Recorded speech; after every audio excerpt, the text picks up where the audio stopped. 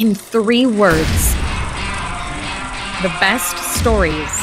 Let me show you some of the best things going on right now. The best stories are authentic. They are relevant. Thought-provoking. Emotional is probably the first one for me. The best stories are shareable. They I think are emotional. entertaining. They're unique. I would say relevant. inspiring, real stories that are colorful, today. And just they're funny. emotional. Those are some of the best stories. What is up, storytellers? Welcome back. And for all of our first-time viewers, first-time listeners, let me be the first to say welcome to Storyteller. It is a monthly live stream that is produced by Tagboard, but more importantly, it is powered by all of you. We have a sensational storyteller joining us today. But first, a quick intro. My name is Sky Muller, executive producer of Storyteller. So be sure, tweet at SkySPX. All your complaints, all your compliments, I assure you, they will be heard. Complaints to him. You can send me all of your funny gifts. I'm Kristen Rogers. I'm a new member to the Tagboard team via Philadelphia, where I was the sports anchor for Fox 29. I'm so excited to be making my storyteller debut here today. Now, the goal of today is to educate, entertain, and engage with all of you.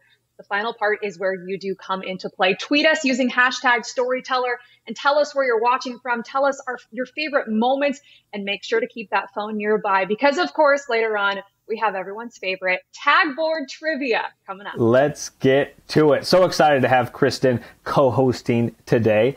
And today's storyteller, proud alum of Arizona State University, forks up with some internships at ESPN, the LA Clippers, before landing at her current role at the NFL Network. Yeah, she's gone from production assistant to segment producer and an all-around storytelling MVP, having covered 7 Super Bowls and 7 NFL drafts, the last 2 under, of course, very unique circumstances.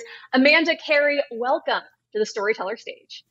Hi, guys. I'm so happy to be here. Thank you for having me. And we are stoked for you to be here, Amanda. So much to get to. Where we're going to start is where we like to start the show now. And we're all storytellers. So we ask you, in your opinion, the best stories are blank, blank, and blank. Love it. I would say for me, the best stories are inspiring. I would say they're engaging. And I would say for me personally, they're a little bit comical from time to time. Okay, so I'm a big fan of comedy as well as Amanda. So, you mentioned that the best stories are comical. What is maybe the most comical story that you have told at NFL Network or really on your journey to getting here today? Oh man, there is definitely a lot to choose from, I would say. I would say one of my favorite funny moments that has happened in my time there would be at Super Bowl 53, I believe it was. It was in Atlanta.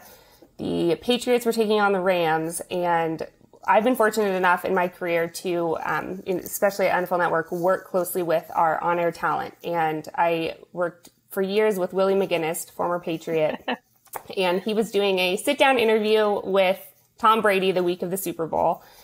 And I was fortunate enough to be in the room, there for the interview. And he, at the end of it, said, "Hey, Tom, before you go, there is a diehard Patriots fan here. She loves you. She loves New England. And it would mean so much to her if you would be, willing to take a picture with her." And I'm a Giants fan. I oftentimes joke about naming my firstborn son Eli.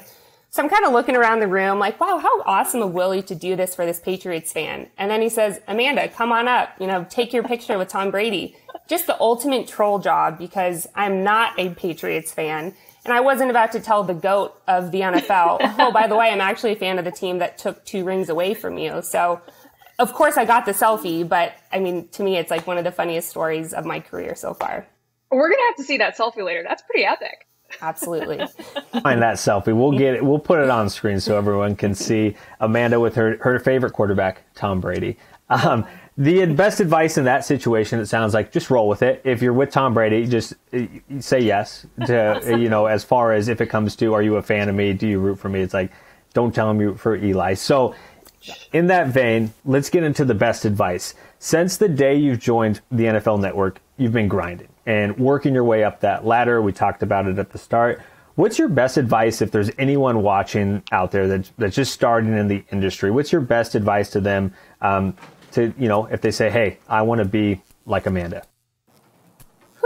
I would say I have a 2-part answer to that. And the first would be to never outgrow the trenches. And that doesn't mean don't value yourself, don't value your work. You know, you should always strive to promote and do better and learn more. But one thing that stuck out for me was early in my career, I was working at a media summit and I was a production assistant and I was tasked with folding like name cards to go on the tables. And our executive producer walked by, saw that I was doing this, saw that work needed to be done, and pulled up a chair and started folding them with me. And I remember thinking, there are so many other things that this man could be doing, you know, to put on this event. But he saw that there was work right here that needed to be done, and he sat there with me and did it. And that's something that's just stuck with me all this time, because I think that that's kind of rare. And the second piece of advice I've actually received from my manager, Kat Chan Smith, who I respect and just love so much, a phenomenal storyteller herself. And that comes from, she was actually speaking to a bunch of students at UCLA, and she shared with people the importance of working hard to get a seat at the table, which is so often talked about these days. But first of all, work and, you know, to try to earn your spot there, and then be prepared when you actually get called on to sit there. And I think that so often now people talk about, you know, I want a seat at the table. And, you know, I think that representation totally matters. You know, if you're sitting at a table that everyone looks like you and everyone thinks like you're sitting at the wrong table.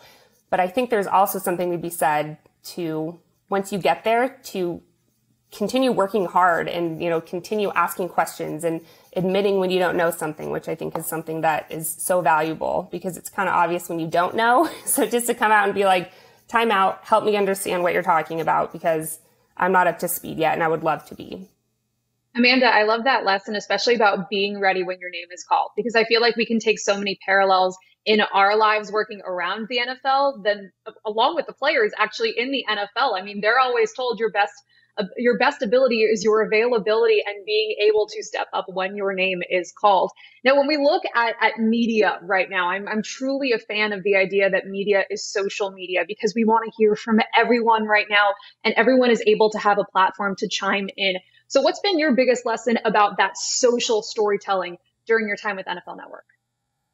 I would say the biggest lesson would be to always keep your finger on the pulse. And that's probably something that is said so often, but it is so true, because social media is constantly changing. And, you know, even updates with the apps are constantly changing. And our team specifically is looked upon to be familiar with these apps when they happen, or the changes when they happen on these apps. And I think our team does such a great job at that, and just always having our finger on the pulse. And, you know, we have TweetDeck up 100% of our day just to see, oh my gosh, look at this news that just broke, or look at this awesome story that we just saw, you know, circulating, you know, a local beat writer talking about this, you know, wide receiver out of Green Bay or wherever it is.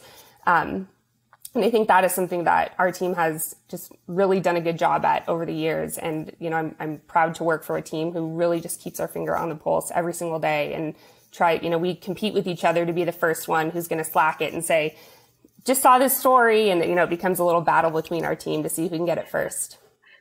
Having worked with your team for a couple of years now, I know how competitive each of you are within the organization, and it's actually really fun to watch. And I'm sure you're winning all those competitions.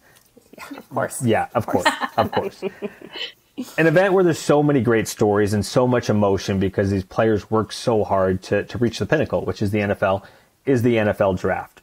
We're coming off, we mentioned it off the top, you've worked 7 NFL drafts in some capacity. The last 2 in a more of a remote atmosphere. The first one being, you know, in 2020 when it was like fresh into remote production, and then most recently after we had kind of a year under our belt. What was the biggest difference between those 2 experiences for you? I would say the technical challenges, which is kind of a low-hanging fruit answer, but it is the truth, because in a normal draft, non-pandemic world, there are so many challenges that go into producing this event. But when you have an event where a handful of people are working on remote, they're in Cleveland in production trucks, there's another handful of people who are working in our studios in Culver City, and then there's another handful of people who are working from their homes all over the country.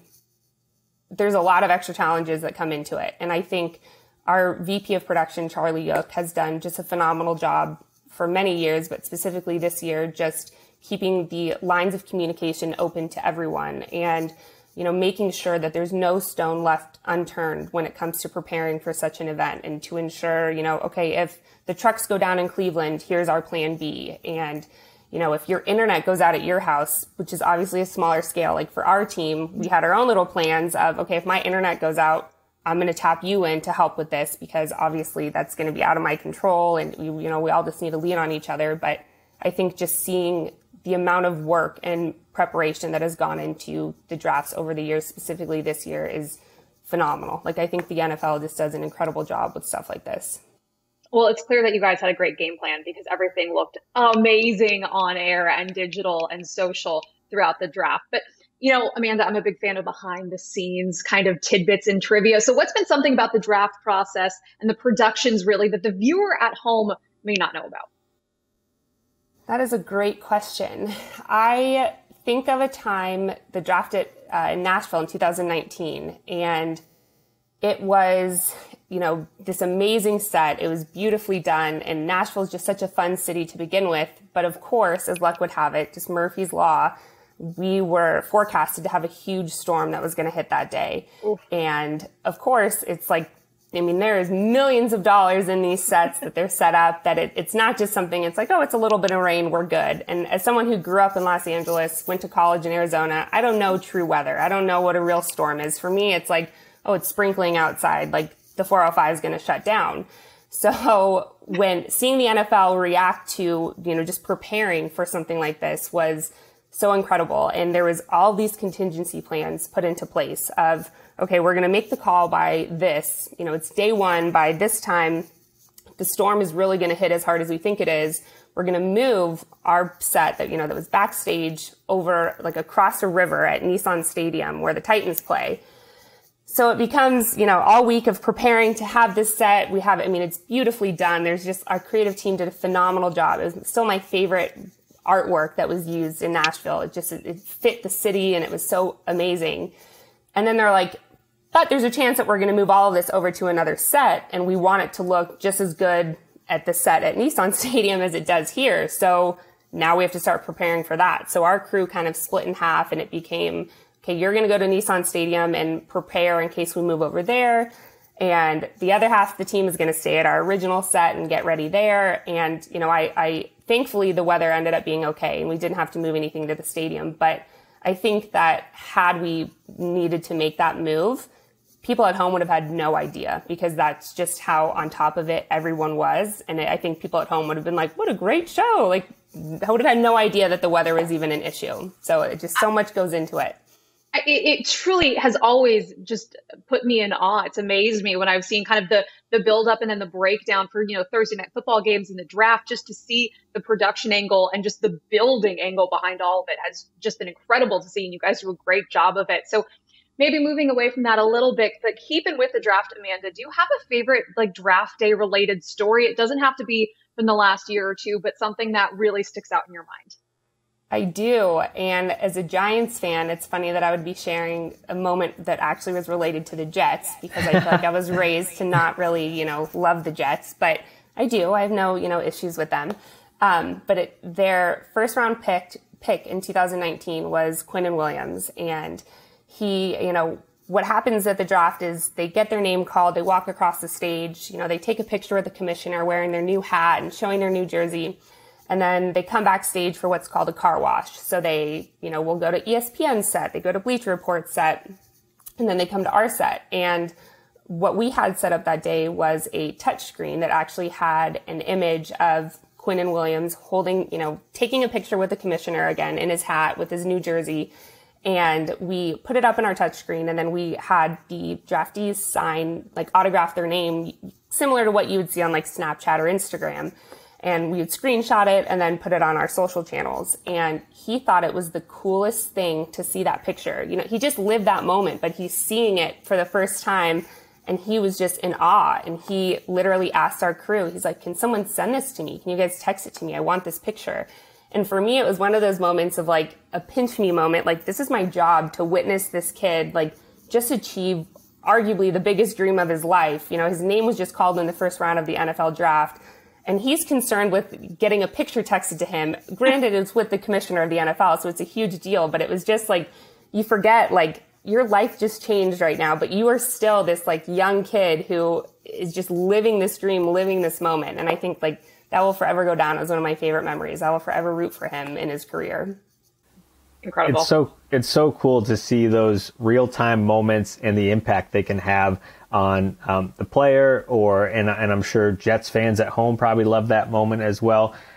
Just real quick on like the real-time side of it all, what are kind of your setups as far as, because I'm thinking draft and content's coming in, you don't know who's going to get drafted next, there's so much content that's coming through.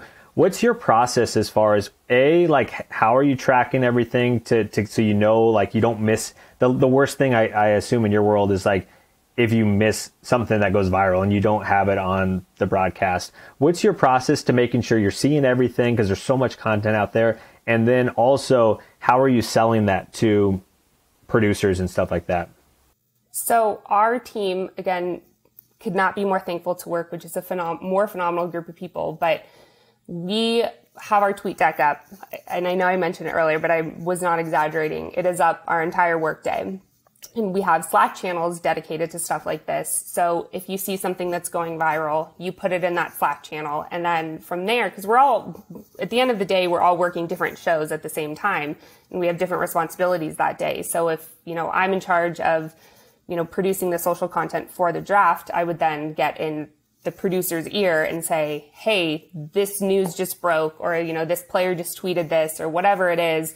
We got to get this on air right now. And of course, they're like, let's do it, get it ready right now. But it becomes a team effort, regardless of what your responsibility is that day, to flag this and to make sure that it's in front of everyone. Because, again, it comes down to that competitiveness of like, you want to be the first one on the team to say, oh, I saw this first, and, we got to get it on air immediately. And, a lot of times we have the other networks up as well. And it's like, we got to beat them to it. We got to beat ESPN or, whoever it is to tell this story, to get it on TV. And it's just a team effort. And I know it sounds so cliche, but it is so true. Like, it really, just surrounded by phenomenal people. And it's no shock that you have an amazing team and there is this team effort. It's the reason that the end result is Emmy nominations, right? NFL Media Group nominated for a sports Emmy. For full transparency, I should say Tag Board's involved in that and to a degree, for outstanding digital innovation with the just next level virtual productions that you have all put on the last 15 months. Everything from your talent controlling teleprompters with their feet. Shout out Hawk. What were the keys to that innovation during and throughout the pandemic? So I'm going to hit you with a word I've already said a couple times, but teamwork. And, it's so cliche, but it is so true. I think Matt Schneider, who is our head of digital production, has done a phenomenal job at creating a team full of people who just produce their position. And that's something that I've heard my entire career, produce your position. And I think that this last year and a half has been such a testament to that, because we have been thrust into a working situation that none of us could have anticipated, like anyone in the world. It's not like we were the only one who was impacted by that, but we had to adapt and pivot and learn so many new things, and one of them being tag board graphics. And I remember a time early in the pandemic when we were learning graphics, and I was actually told, hey, you're going to produce graphics tomorrow. Someone already built it for you, so all you're going to have to do is fly it. And, I was talking with Kat about it, and she said, you know what, actually, you, me, and one of our teammates, Owen, she's like, we're going to hop on a Zoom later this evening. We're going to spend the rest of our afternoon building these graphics, because that's the only way you're going to learn how to do it. But we're going to fully lean into this. You're going to learn. You're going to get comfortable. I'll see you on Zoom at 9 p.m. And your girl loves to sleep. So 9 p.m., I was like, Kat, that's like, right at my bedtime. Like, I'm going to be lights out by then. What are you talking about? But I am so thankful for that, because she kind of, pushed us into it to truly learn how to do it. And, we were set up to succeed in the sense of all I had to do was fly someone else's graphics that they already built. But she's like, you need to learn how to do it.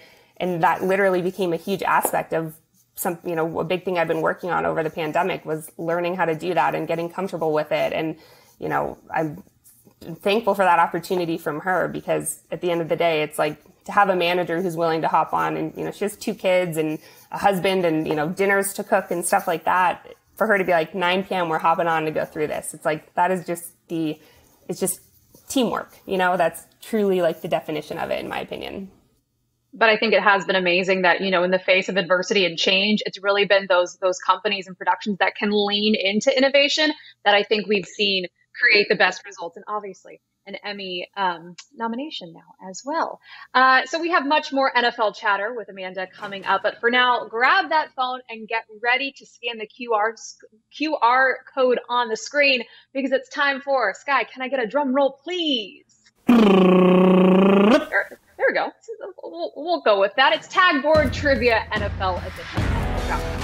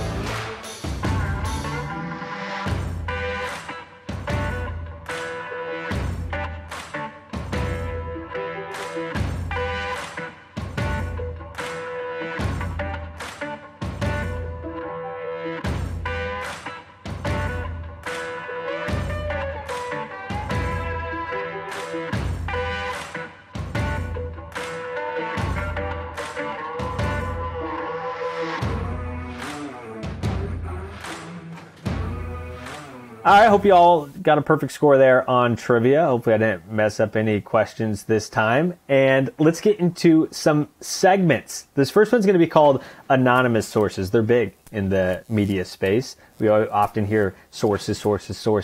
So when looking for the best stories, we sometimes have to dive a little deeper and get some anonymous sources that know more about our storytellers. So, and Amanda, in your case, you've already talked about how Willie McGinnis helped intro you to Tom Brady. You've talked about how you've been intro to other players, not other players, but we talked about the Jets. So we've talked about the Jets, the Patriots.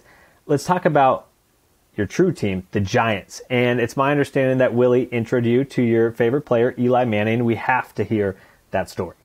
Yes. So it was arguably the greatest moment of my life. We are walking around the field actually prior to, I think it was Super Bowl 51. And for a couple of years, we would walk around with Willie pregame and, just because to be honest with you, the majority of the Super Bowls I've covered have been the Patriots playing in the game. So this was no exception. I know it's just the way of life. I mean, I think we're all #blessed to been able to experience this, because it's just awesome. But at the same time, it's kind of like, I don't love this.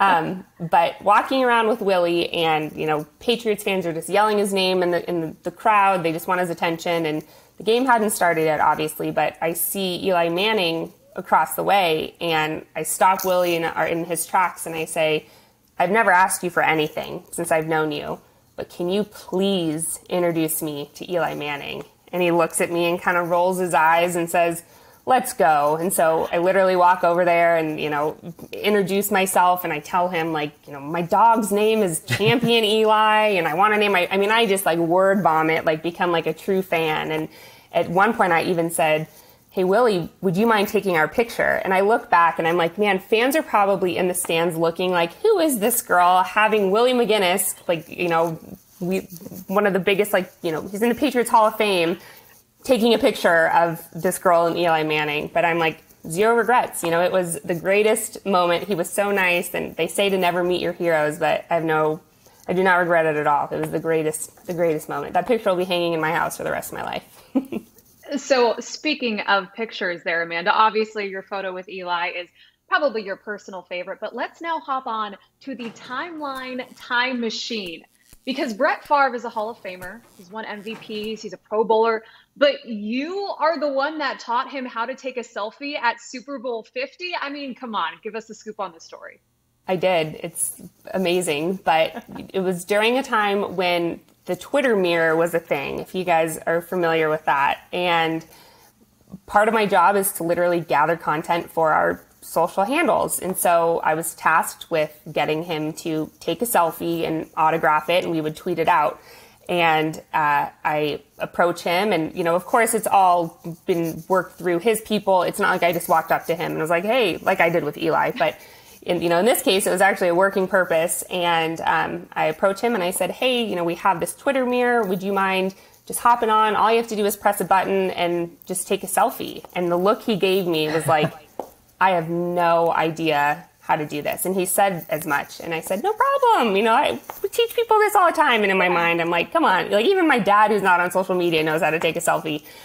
So sure enough, I had to sit there and show him how to like properly take the picture, and he couldn't figure it out. So he at one point just said, can you just hold it and I'll smile and you take the picture? I'm like, no problem, Mr. Favre. Like, I'm happy to do that. So it's literally how we took the picture. And it's, just a great story, because I'm like, how do you not know how to take a simple picture of yourself like that, Brett? It feels like you were a selfie stick at some point, but I mean, if it's teaching Brett Favre how to take a selfie, I think we can definitely put that on your resume. I think so too, actually, for sure. It's turning into how many Hall of Fame quarterbacks has Amanda had an interaction with? We've got an amazing list going on right now. I mean, you're a Hall of Famer in your own right, so it's only fitting that you're working with all these people who have their golden jackets. Eli becoming a Hall of Famer, maybe a point of contention. We won't get into that just yet. Maybe that's a different podcast. But one thing Eli did well, and same with Brett Favre, they let it fly, right? Gunslingers. Eli famously letting it fly in the Super Bowl. David Tyree pinning it against his helmet. Shout out to all the Patriot fans out there. So, time to let it fly, Amanda. You have the floor. You can talk about anything you want. You could talk about Eli's Hall of Fame case, but this is your time to let it fly. Oh man, the pressure's on. I mean, we could talk about Eli. I would forever argue that I think he deserves to be in the Hall of Fame just because that's my guy. But, I think just going to bring it back to just how thankful I am to work for a team who, and I know it's so cliche and so cheesy, but I really just can't get enough of it, to, work for a team who's just so creative. And, I'm thankful every single day to wake up and call this work, because it really doesn't feel like work. And, I've learned over the years that that's the best job to have, when you wake up and you're thankful and, you're challenged, but at the same time, it's like you're doing what you love. And I'm just so thankful to even have this opportunity and be inspired by so many people in this industry every single day. And, that's all I've got, to be honest with you.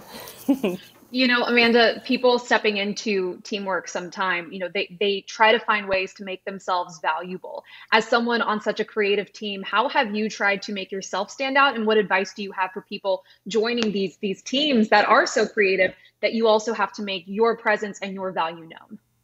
That is a great question. And I'm going to bring back an answer that I kind of said earlier, with one, fully being honest when you don't know something. And I think that is so important. And I think also taking the time to get to truly know your coworkers and the people in the office, because, outside of your team too, because there's so many talented people that are in every single building. And, a lot of times you're kind of stuck in this, tunnel with just your team. And that's not a bad thing, especially in my case. But I think that there is something to be said about taking the time to get to know someone's skill set. And, you never know down the road if, you could help them or they could help you. And even for me, like, there's a lot of things that I'm still learning and I still want to learn and, need to improve on. And I think that I take pride in the fact that I know, there's, Joe Schmo that works, a few cubicles down, who I know is phenomenal at this. Let me just hop over to his desk and see if he could walk me through this, because I don't fully understand how to do it.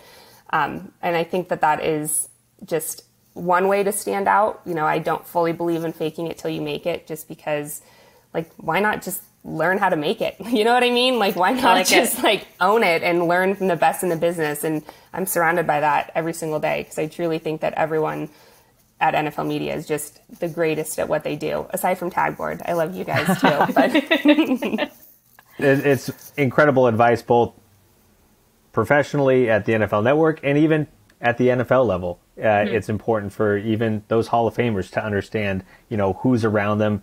It takes 11 to advance the ball downfield or to stop someone from advancing the ball downfield. So it's amazing advice. Amanda, the way we like to close this show is the Storyteller Shoutout. We believe we want to make a awesome community of storytellers, and we want to use storytellers to find other storytellers. You mentioned it a little bit ago of, you just looking around, there's so many people who inspire us in this industry, people that are doing awesome work that may not even be on our own team. So I want you to look into the camera and say, I just got done telling my story. Now, blank, I nominate you to step onto the storyteller stage and share yours. Wow, Sky, that's a lot to remember, but I'm going to try right now. I'm Amanda Carey. I just got done telling my story, and I would love to see Seth Gillitzer, who is a associate producer on our team, tell his story next. I don't know if I got that exact wording right, Sky, so I apologize if I didn't, but I think that he would add so much value to this platform. He started with us as an intern and now oversees our handles and arguably tells the best dad jokes, and he's not even a dad. He's just an amazing guy, and I think, he would add so much value. And if I can throw in a second option, which wasn't asked of me, but extra credit, those Sun Devils, we always just, go the extra mile, would be nominating MJ Acosta Ruiz, who is the host of NFL Total Access. She is an amazing storyteller. She has such a great story to come, to tell her journey of how she got to where she is. And I think she could be another valuable asset to this platform. You crushed it. To hear you it. absolutely crushed it. Yes. Also, going a little off script is even encouraged. So you just took the platform and you ran with it and you crushed it. So they're like Amanda, your storyteller thank vows. you. They were great. Yes, they were. Yeah, exactly. You just kind of, whatever comes to you in the moment, you just say. And that's what you did. And we appreciate you for that. But you did so well today. We appreciate you so much. You do amazing work at the NFL Network. You have an amazing team at the NFL Network. So many storytellers that are just producing crazy, awesome content every day, both on the social side, the interactive side, and the way that you all have innovated in the last 15 months and even, previous to that, it's just been so fun to watch. So Amanda, thank you so much for joining us here on Storyteller. Thank you for having me. I had an amazing time. Awesome. And thank you all for watching and listening today. If you want to watch it back, listen back, you can check it out wherever you get your podcasts or at the Tagboard YouTube page. Take care.